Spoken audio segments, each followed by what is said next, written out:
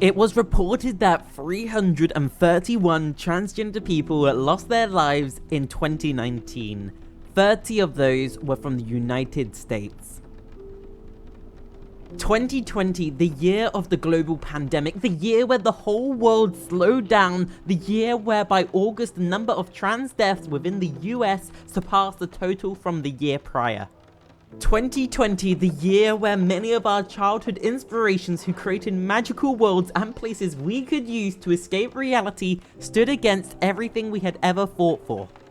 2020, the year where over 3,000 transgender people were at risk of losing their medication within the UK. They said that the presidential elections in 2016 were the most important elections for our rights in the history of elections. Those same words were echoed once again, even louder, during the 2020 campaign.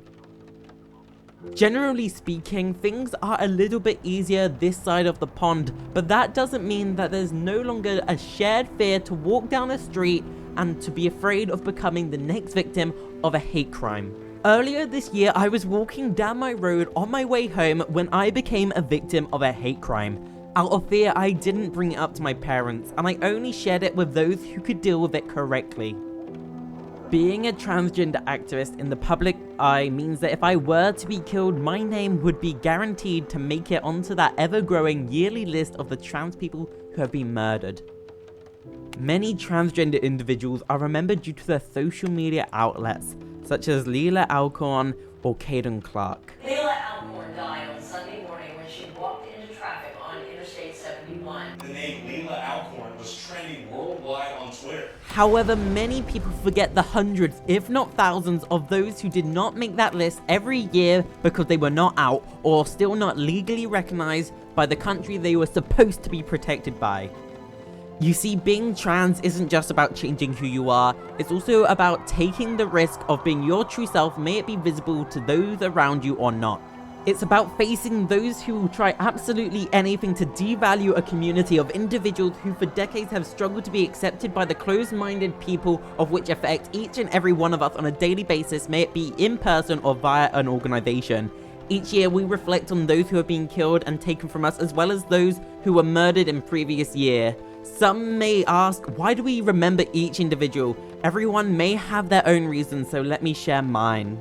Many years ago, I learned I would have to educate as many people who would listen to the rights that I didn't have.